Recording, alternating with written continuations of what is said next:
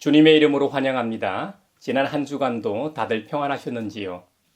오늘은 평화의 왕으로 오신 우리 주님이 약속하신 대로 다시 오실 것을 고대하는 대림절 네 번째 주일입니다. 성육신하신 평화의 왕으로 인해 세계 곳곳에서 벌어지고 있는 전쟁과 분쟁과 다툼이 빨리 종식되고 모두가 일상을 되찾기를 기도하며 바라봅니다.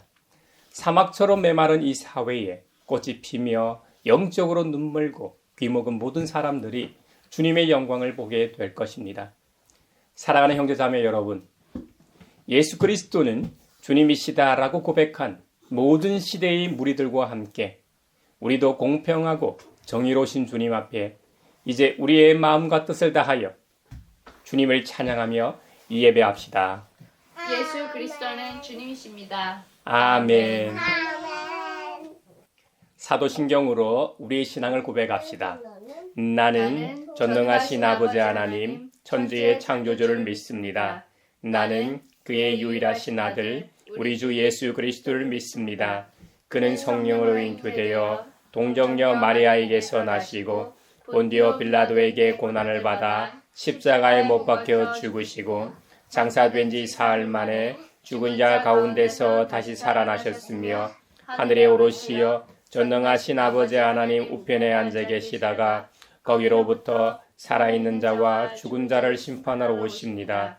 나는 성령을 믿으며 거룩한 공교회와 성도의 교제와 죄를 용서받는 것과 몸의 부활과 영생을 믿습니다. 아멘. 영원한 은하 열려라 새 임금 들어가신다.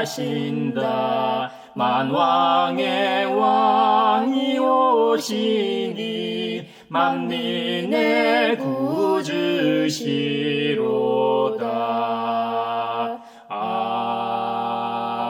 아멘. 성전에 올라가는 순례자의 노래, 주님께서 시온에서 잡혀간 포로를 시온으로 돌려보내실 때에 우리는 꿈을 꾸는 사람들 같았다. 그때에 우리의 입은 웃음으로 가득 찼고 우리의 혀는 찬양의 함성으로 가득 찼다. 그때에 다른 나라 백성들도 말하였다. 주님께서 그들의 편이 되셔서 큰 일을 하셨다. 주님께서 우리 편이 되시어 큰 일을 하셨을 때에 우리는 얼마나 기뻤던가. 주님, 네겝의 시내들에 다시 물이 흐르듯이 포로로 잡혀간 자들을 돌려보내 주십시오. 눈물을 흘리며 씨를 뿌리는 사람은 기쁨으로 거둔다. 울며 씨를 뿌리러 나가는 사람은 기쁨으로 단을 가지고 돌아온다. 아멘. 왕 되신 주 다 찬양하여라. 영광과 존귀 주께 돌리세. 하늘 위에 높이 계신 주님, 주님의 말씀 존귀하도다.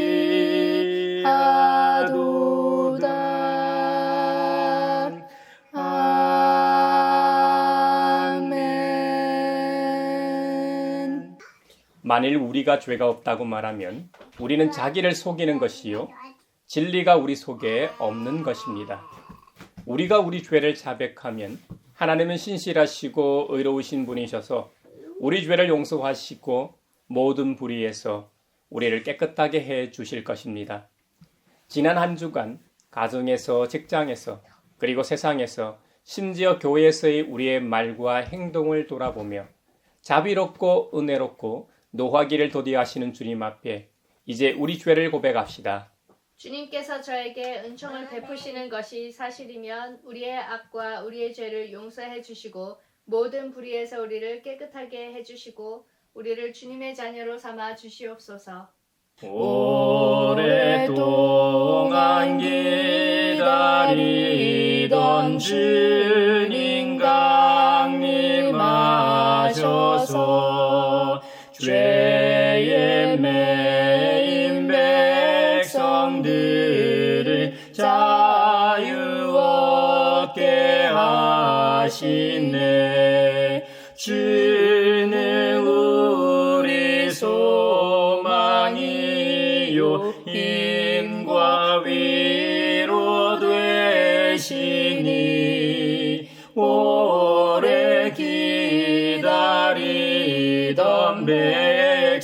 많은 복을 받겠네. 아멘.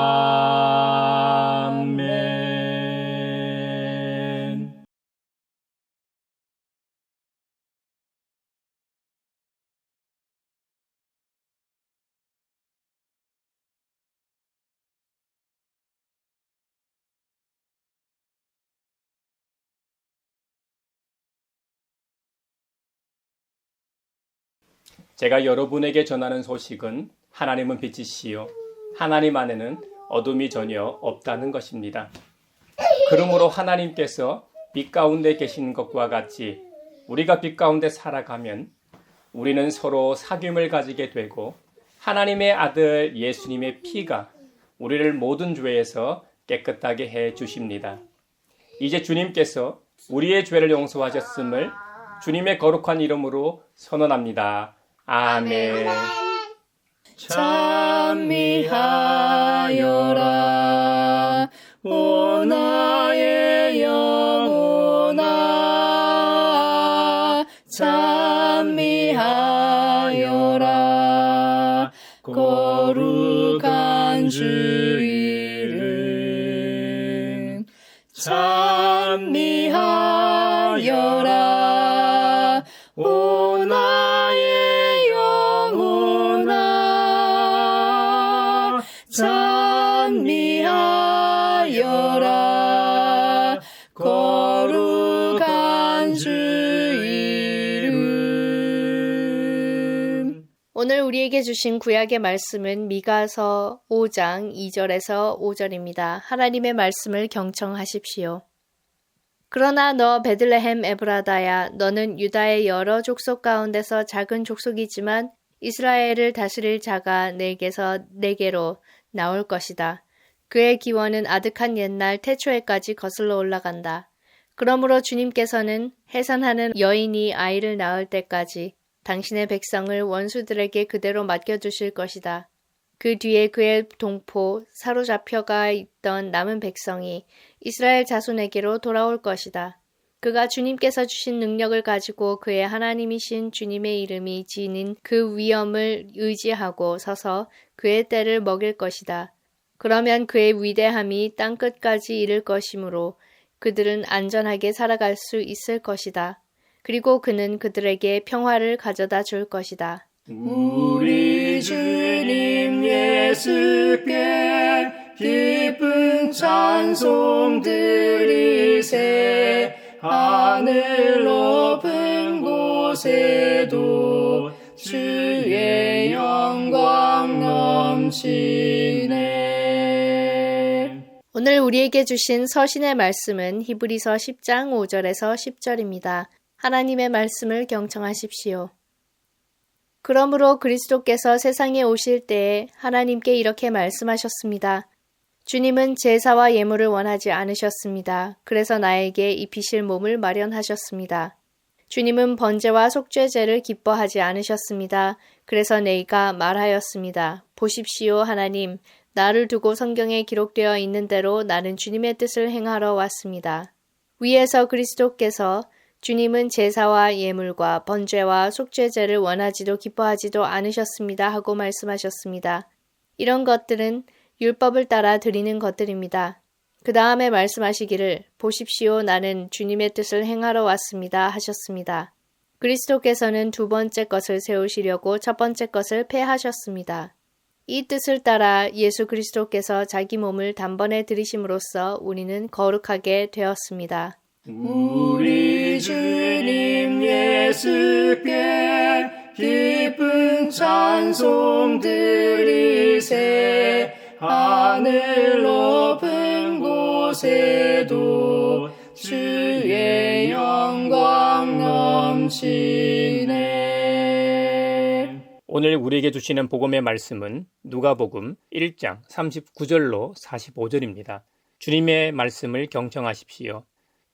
그 무렵에 마리아가 일어나 서둘러 유대 산골에 있는 한 동네로 가서 사가랴의 집에 들어가 엘리사벳에게 문안하였다. 엘리사벳이 마리아의 인사말을 들었을 때에 아이가 그의 뱃속에서 뛰놀았다. 엘리사벳이 성령으로 충만해서 큰 소리로 외쳐 말하였다. 그대는 여자들 가운데서 복을 받았고 그대의 태중의 아이도 복을 받았습니다. 내 주님의 어머니께서 내게 오시다니 이것이 어찌 된 일입니까? 보십시오. 그대의 인사말이 내 귀에 들어왔을 때에 내 태중의 아이가 기뻐서 뛰놀았습니다. 주님께서 하신 말씀이 이루어질 줄 믿은 여자는 행복합니다. 이것은 주님의 말씀입니다. 하나님 감사합니다. 우리 주님 예수께 기쁜 찬송 드리세. 하늘 높은 곳에도 주의 영광 넘치네. 사회를 위하여 기도합니다. 내란의 밤을 무사히 넘기고 국회의 탄핵안이 가결된 기쁨도 잠시, 지난 한 주간 이어진 윤석열과 여당이 보인 행태에 전 국민적 분노가 컸습니다. 여전히 자신이 무엇을 잘못했는지, 국가와 국민에게 어떤 고통과 경제적 손실을 가져왔는지 반성하지 않는 데다 누구보다 헌법을 지키고 수호해야 하는 대통령이라는 자가 공조수사본부의 이딴 출석 요구에도 불응하고 헌재의 탄핵심판 서류도 수치 거부하는 인간 말종의 모습을 보이고 있습니다. 시간이 갈수록 국민들의 피로도와 분노만 가증되고 있습니다. 조속히 탄핵심판이 진행되어 파면되고 관련된 자들 모두가 형사처벌을 받게 하므로 다시는 이 땅에 이런 참혹한 일이 일어나지 않게 하소서. 나라는 다시 안정을 찾게 하시고 국민들은 일상으로 돌아가 평온한 삶을 살게 하소서. 예수님 오소서. 임마누엘 우리 주 이곳에 오셔서 기도 들어주소서. 능하신 주께서 크신 일을 행하사 간구하는 우리의 기도를 들어주소서. 교회를 위하여 기도합니다. 올해는 지구촌에서 수많은 전쟁으로 혼란스러웠고 한국 사회에서도 현직 대통령의 친위 쿠데타로 인해 현재 혼란 가운데 있습니다. 이런 종말론적 현상과 고통, 그리고 참상 가운데 교회의 역할과 무력감에 괴로워하며 참회합니다. 길이요 진리요 생명 되신 주님보다는 이미 이 사회의 기득권이 되어 돈과 이 사회의 힘을 의지하고 누리기에만 급급했습니다. 부활하신 예수 그리스도의 이름으로 모이는 곳에 성령 하나님으로 함께 하신다는 약속이 있었음에도 불구하고 말로만 믿었지 우리의 일상에서 믿고 행하지 않음을 또한 참회합니다. 2000년 전 예루살렘 성전이 아닌 성문 밖 목동들에게 구세주 나심의 기쁜 소식을 먼저 알리셨던 것처럼 한국 교회가 아닌 교회 밖에서 먼저 재림의 주님의 오심의 소식이 들릴까 걱정됩니다. 대림절 네 번째 주간을 맞이하는 지금이라도 한국 교회와 성도들이 평화의 왕으로 오신 주님의 오심을 마음 깊이 되새기며 우리의 삶에서 평화를 실천하며 성탄을 맞이하게 하소서. 예수님 오소서. 임마누엘 우리 주 이곳에 오셔서 기도 들어주소서.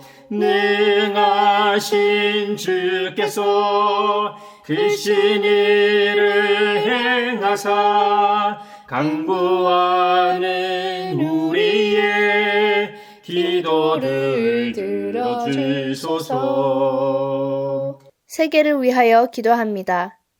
국제인권단체 Human Rights Watch가 이스라엘이 가자 지구 내 물 공급을 일부러 끊어버리므로 수천 명이 숨진 것으로 추정되어 집단 학살 범죄를 저질렀다고 보도했습니다.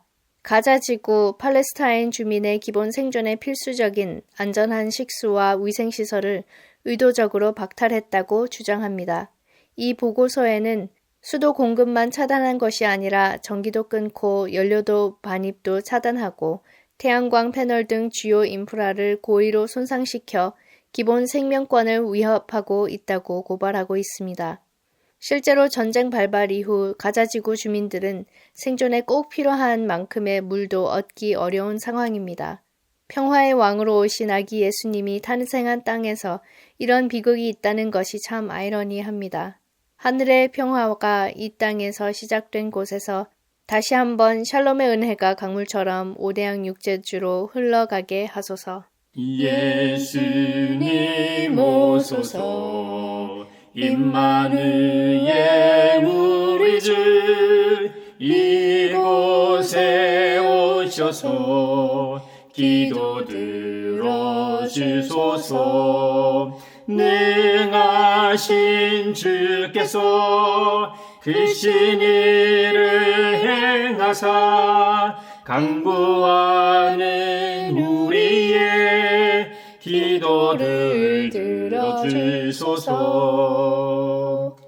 사랑하는 형제자매 여러분, 지난 한 주간도 다들 평안하셨는지요? 평화의 왕으로 오신 우리 예수님의 샬롬의 은혜가 여러분과 여러분 가정에 충만하시길 바랍니다. 이 자리에 있는 우리 모두는 주 예수 그리스도를 믿는 하나님의 백성들입니다. 우리는 하나님의 뜻을 사랑하고 그 뜻을 따라 사는 존재들입니다. 우리의 또 다른 이름은 그리스도인입니다. 그리스도를 믿는 종교인이라는 의미이지요. 그분의 제자들인 사도들이 쓴 복음서에 기록된 예수 그리스도의 인격과 가르침을 믿고 따르는 무리들을 그리스도인, 크리스천이라고 합니다. 2000년 전에 그리스도로 오신 아기 예수님의 탄생을 축하하는 크리스마스가 점점 다가오고 있습니다.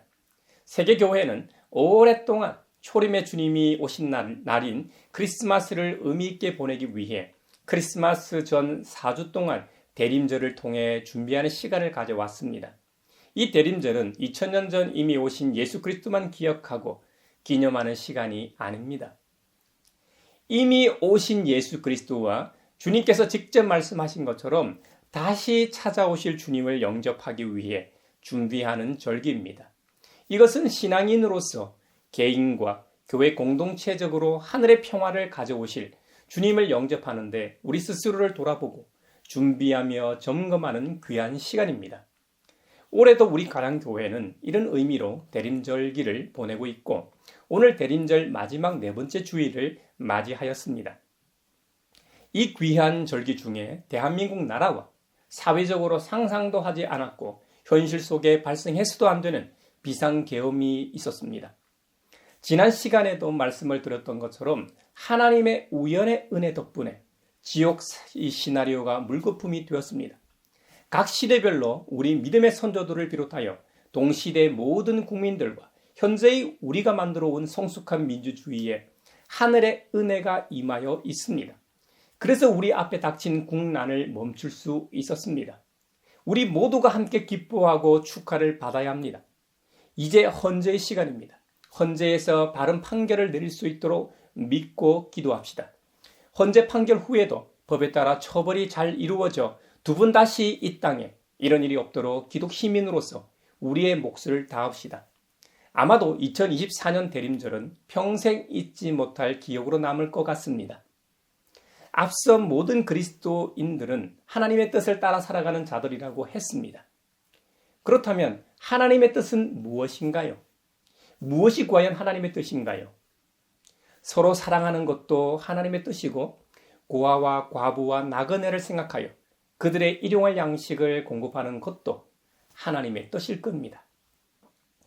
우리 사회가 다문화 사회라고 해도 타문화권에 와서 사는 외국인들은 한국인에 비해 사회적 약자라고 할 수 있을 겁니다. 이들이 우리 사회 구성원으로서 함께 살도록 돕는 일도 하나님의 뜻일 겁니다. 한국 교회가 가장 중요하게 생각하는 영혼 구원이라는 것 일도 하나님의 뜻일 겁니다. 우리 각자가 생각하는 하나님의 뜻이 같을 수도 있고 다를 수도 있습니다. 저는 우리가 생각하는 것이 말이죠. 하나님의 뜻이 같아도 좋고 달라도 좋다고 생각합니다. 우리가 같다고 생각하는 하나님의 뜻은 우리 예수님께서 정의해 주신 내 이웃을 내 몸과 같이 서로 사랑하라는 대의에는 동의하시리라 믿습니다. 반면 자신의 경험과 신앙 고백에 따라 하나님의 뜻이 다를 수도 있죠. 원래 그리스도교는 차별하지 않고 다양성을 존중하는 종교입니다. 그러므로 우리 각자가 자신의 삶의 자리에서 경험한 하나님과 그 하나님의 뜻을 존중하는 것은 너무도 당연한 것입니다. 다양할수록 그 공동체와 성도 간의 교제는 더 풍성해집니다.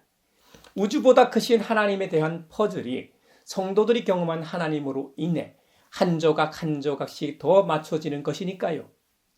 오늘 본문인 히브리서 10장으로 좁혀서 하나님의 뜻을 한번 생각해 보면 하나님의 아들이라고 불리는 예수님께서 그 하나님의 뜻을 행하기 위해서 이 땅에 오셨다고 증언합니다.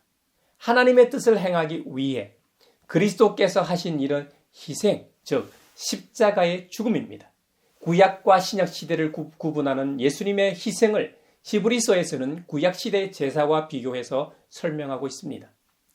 구약 시대에 드렸던 여러 제사들은 장차 오는 실체의 그림자였다고 히브리서는 설명합니다. 그림자는 일시적인 것이죠. 구름이 끼지 않은 대낮에 거리를 걷게 되면 반드시 그림자가 따라다닙니다. 하지만 건물이나 지하로 들어가면 그림자도 사라집니다. 그것처럼 그림자는 영원한 실체가 아닙니다. 구약 시대에 주어졌던 율법도 완전한 것이 아닙니다.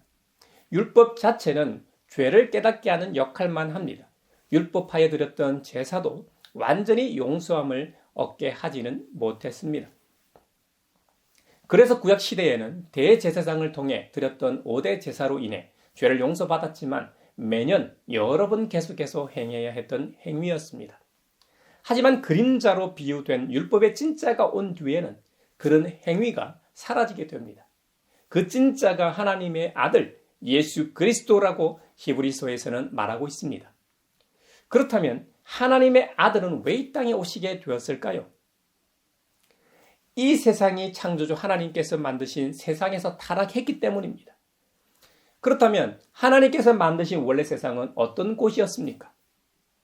메시아 예언에 대해 많이 예고하고 있는 이사야에 보면, 특히 이사야 11장에 보면요, 하나님의 아들이신 예수 그리스도께서 통치하시는 세상은 평화의 나라라고 노래합니다. 평화의 나라. 바로 이 땅의 하늘의 평화, 샬롬을 가져다 주기 위해 이 땅에 오셨습니다.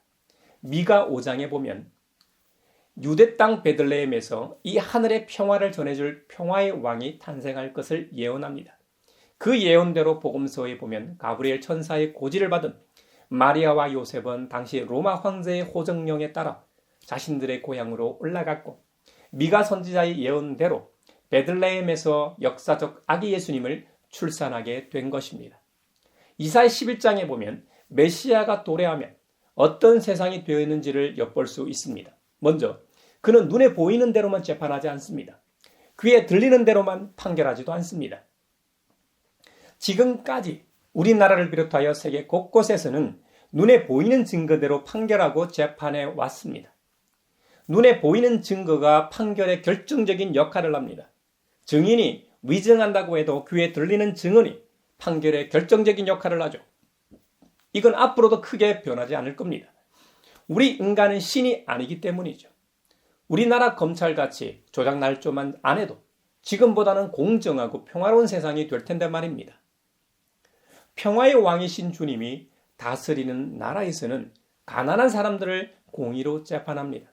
세상에서 억눌린 사람들을 바르게 논죄합니다. 죄가 되는지 안 되는지, 큰지 작은지를 바르게 적용한다는 것이지요. 하지만 우리 사회에서 어디 그렇게 하나요? 검찰 캐비넷에 보관하고 있다가 자신들의 이익을 위해서 마음대로 죄가 되는 건 묻고, 죄가 아닌 것도 죄로 만들기도 합니다. 크지 않은 죄도 크게 부풀려 기소합니다. 큰 죄는 작게 만들거나 증거 불충분으로 불기소합니다. 이런 판단은 매우 낮은 기소율로 알 수 있죠. 그런데 평화의 왕이신 주님께서 통치하시는 나라는 정말 사악한 자만 선고하신다는 겁니다. 그분은 정의로 허리를 동여매고 성실로 그의 몸에 띠를 삼기 때문입니다. 주님은 광명한 빛이시기 때문에 그분 앞에 서면 모든 것이 낱낱이 숨김없이 드러나기 때문입니다. 의사들이 여러 검사를 하다 최종적으로 확인하는 것이 자기공명 영상장치인 MRI입니다. 그것으로 질병의 원인을 최종적으로 확인하게 됩니다. 그것과는 비교도 안 되는 분이 하나님이십니다. 하나님이 어떤 분이십니까? 하나님은 우리를 만드시고 이 세상을 창조하신 조물주이시기 때문에 그분 앞에 서면 아무것도 숨길 수 없고 모든 것이 낱낱이 드러나게 되기 때문입니다. 여러분, 검찰뿐만 아니라 판사나 공직에 있는 사람들을 보면 참 한심하고 답답합니다. 법적 책임을 지지 않으려고 확실한 말보다는 두루뭉술한 이 답변만 합니다. 공무원이 되려면 높은 경쟁률을 뚫고 들어갑니다. 고위직 공무원은 더 하겠죠. 그런데 이번 비상계엄도 그렇고 이전에도 국회에 나와서 말하는 것 보면 똑같은 사람인데 정부에 따라 달라집니다. 자신의 목이 날아갈까봐 그러는 것이죠. 5년짜리 지도자나 임기가 더 짧은 관련 기관장들이 이랬다 저랬다 할 것이 아니라 진정으로 국민을 위해 일하는 자리에 있는 사람이라면 문제가 되지 않을 겁니다. 자신들이 섬겨야 할 대상인 국민만 보고 정의롭고 성실하면 뭐가 문제가 되겠습니까? 물론 구조적으로 이렇게밖에 할 수 없는 것도 이해합니다. 하지만 언제까지 이렇게 할 겁니까? 언젠가는 이런 악순환을 끊어내야 하지 않겠습니까? 저는 이번 비상계엄과 탄핵이 하나님이 주신 절호의 기회라고 믿습니다. 마치 윤석열이 가룟 유다 같은 역할을 했다고 할까요? 제가 정치 설교를 계속하는 것이 아니라 원래 설교라는 것이 우리의 일상과 삶의 자리를 가지고 얘기하는 것이기 때문입니다. 무엇보다 평화의 왕으로 오신 아기 예수님의 오심을 기뻐하는 성탄절을 앞두고 우리의 일상에 닥친 이 혼란을 잘 수습하는 것이 하늘의 평화를 이 땅의 진정으로 전하는 일이라 믿기 때문입니다. 정치인 꼬라지 보기 싫어 멀리 할 수는 있을지 몰라도 정치 없이는 이 사회나 국가 자체가 존재할 수가 없습니다. 그러므로 우리 그리스도인도 정치에서 자유로울 수 없습니다. 가족끼리도 부모와 자식 간에 그리고 교회에서도 정치 이야기를 하면 서로 입장 차이 때문에 싸우기도 하고 교회가 혼란스럽고 갈라질까 두려워합니다. 많은 그리스도인과 교회가 세상 속에서 해야 할 일을 좁게 생각하는 경향이 있습니다. 우리의 주된 사역은 영혼 구원이라고 말합니다. 그래서 복음 전하는 일에만 신경을 쓰고 사회를 변형시키고 정치 지도자에 대해 비판하기를 주저합니다. 그렇다면 교회는 왜 정치 참여에 대해 부정적일까요? 단순히 종교 분리 원칙 때문일 수도 있고요. 사도 바울이 말한 것처럼 우리의 시민권이 하늘에 있는데 세상 왕국에 관심을 갖고 충성하게 되면 하나님의 적이 된다는 논리도 있을 수 있습니다.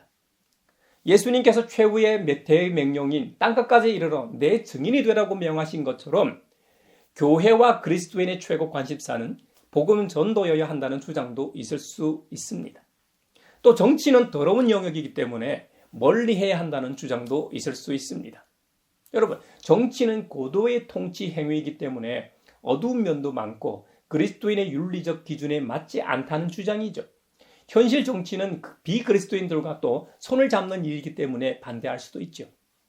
오늘 이 시간에는 다른 것보다 성경적 관점에서 하나만 생각해 보죠. 성경에 기록된 예수님과 제자들은 사회 정치 문제에 전혀 관여하지 않았다는 주장은 얼마든지 할 수 있죠. 이 주장처럼 성경에 보면 예수님과 제자들은 오직 복음 전도와 영혼 구원에만 관심을 가지고 계신 것처럼 보입니다. 오늘날 우리 사회에 있는 노조나 정당도 만들지 않으셨습니다. 그렇다고 시민단체처럼 사회를 바꾸기 위해 시민운동을 하시는 것도 아닙니다. 성령 강림 사건 이후 오직 교회만을 형성하셨습니다. 그 교회를 통해 영적 훈련과 세계 복음화를 위해 힘쓰신 것만 같습니다.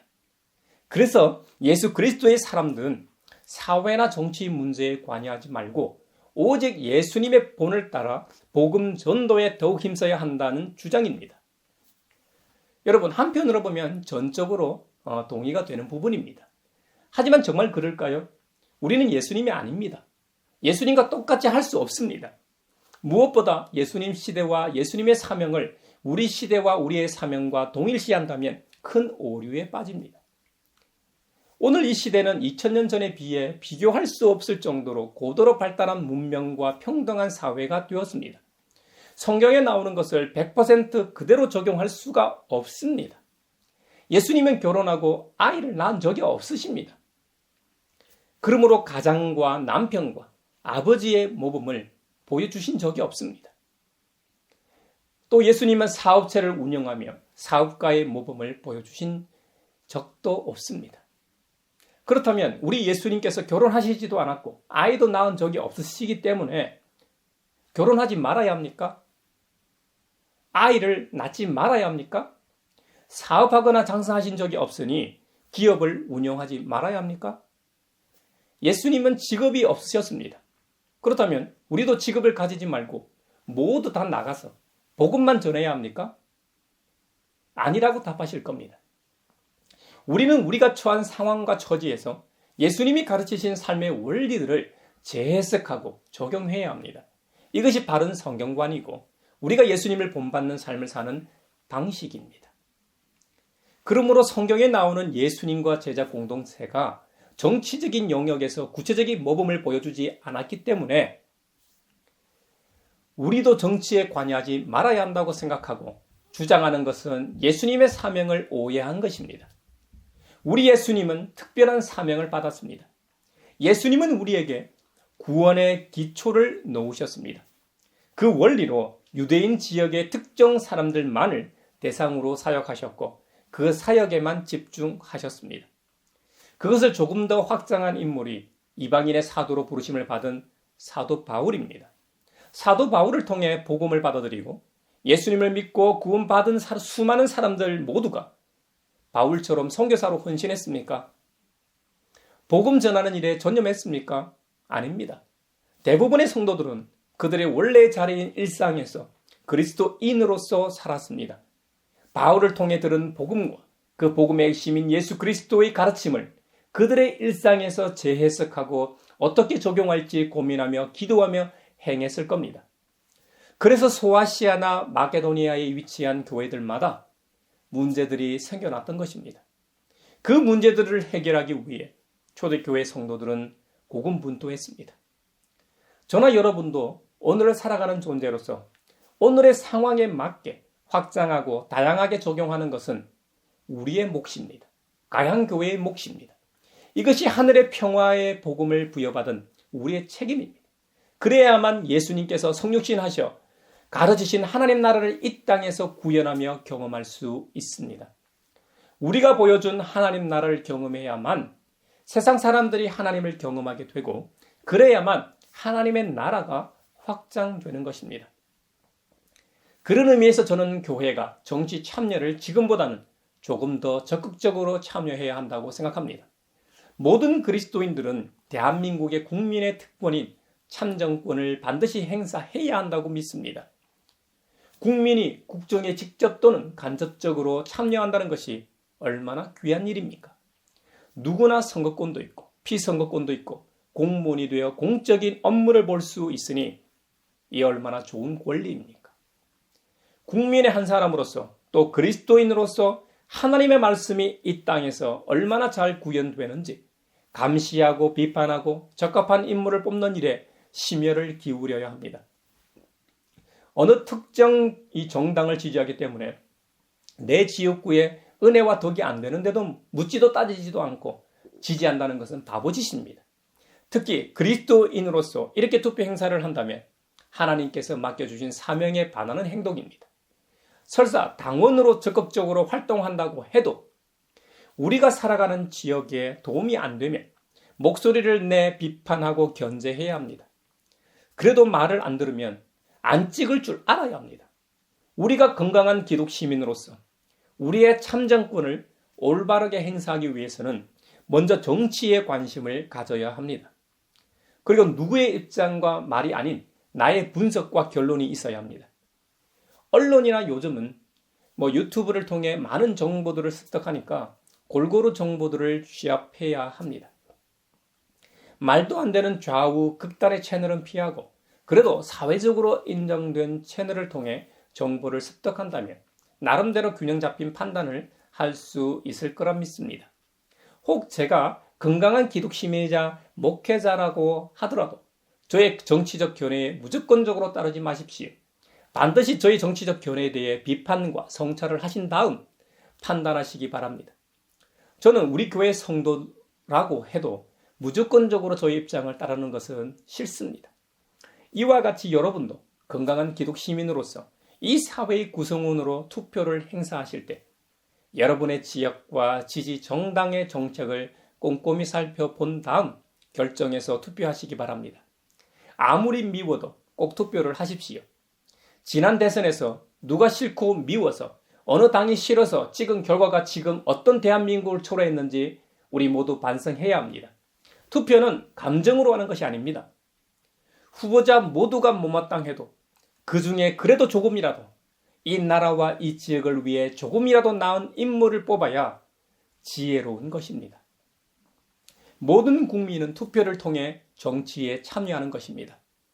그러므로 투표하는 그리스도인이야말로 진정한 하나님 나라의 시민입니다.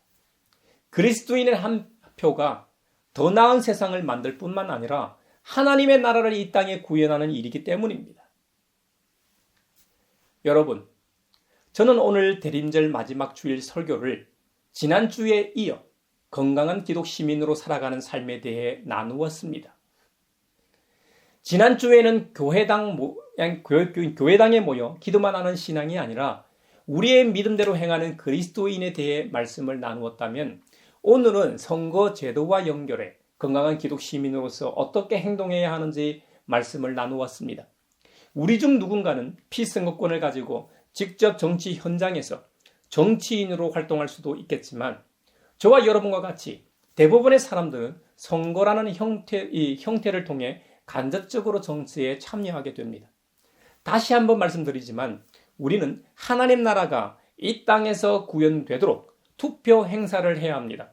하나님의 나라에 가장 가까운 인물을 뽑는 것이 우리가 해야 할 역할이고 사역이고 선교고 전도입니다.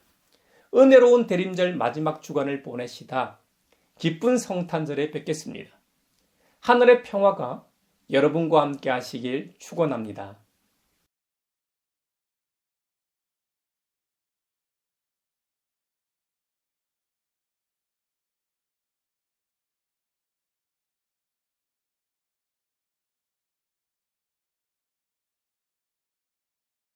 내게 있는 모든 것을 주를 위해 드리는 주의 성령 충만하게 내게 내려주소서. 주께 드리네 주께 드리네 사랑하는 구주 앞에 모두 드리네. 아멘.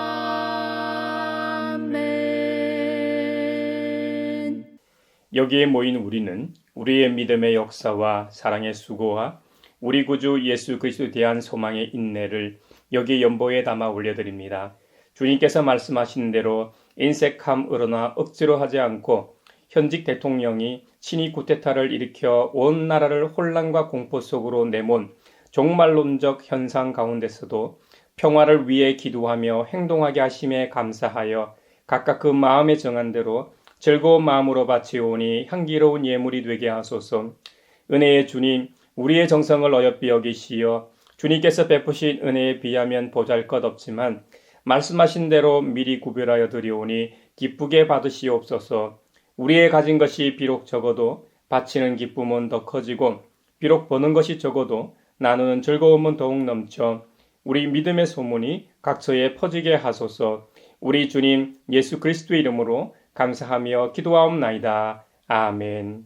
그 선한 힘에 고요히 감사하여 그 놀라운 평화를 누리며 나 그대들과 함께 걸어가네. 나 그대들과 하늘을 여네. 주께서 밝히신 작은 촛불이 어둠을 헤치고 타오르네. 그 빛에 우리 모두 하나 되어 온누리의 빛을 주소서. 그 선한 힘이 우리를 감싸시니 믿음으로 일어나리를 기대하네. 주 언제나 우리와 함께 계셔. 하루 또 하루가 늘 새로워. 서로 평화 인사를 나누겠습니다. 주님의 평화를 평화를 빕니다. 빕니다. 주님 평화를 빈다 얘들아. 주님의 평화가 여러분과 함께 하시길 바랍니다. 이제 축도하겠습니다. 평화의 왕으로 오신 하나님께서 여러분에게 복의 복을 내려주셔서 언제 어디서나 여러분을 지키시기를 원하며 주님께서 그분의 인자한 얼굴을 여러분에게 비추사 필요에 따라 물질과 건강과 은혜 베푸시기를 원하며 주님의 몸된 하나의 거룩하고 보편적인 사도적인 모든 교회와 한반도 평화 통일과 세계 곳곳에서 벌어지고 있는 전쟁과 다툼이 종식되어 샬롬의 은혜가 있길 원하며 지구촌에서 벌어지고 있는 기후 위기로 인한 자연재해와 인간의 욕망으로 인한 폭력, 테러, 온갖 차별로 인해 고통받고 있는 모든 사람들과 창조 세계가 빨리 일상으로 돌아가길 원하며 지금 이 시간에도 하나님 나라와 예수 그리스도 복음 전파를 위해 애쓰며 수고하고 있는 모든 선교사들과 함께 하시길 원하며 오늘 말씀처럼 하늘나라의 시민이요 대한민국의 국민으로서 참정권을 올바르게 행사함으로 이 땅에 하나님의 나라가 도래하도록 최선을 다하는 사람들 위에 평강 주시기를 성부와 성자와 성령의 이름으로 축원하옵나이다. 아멘.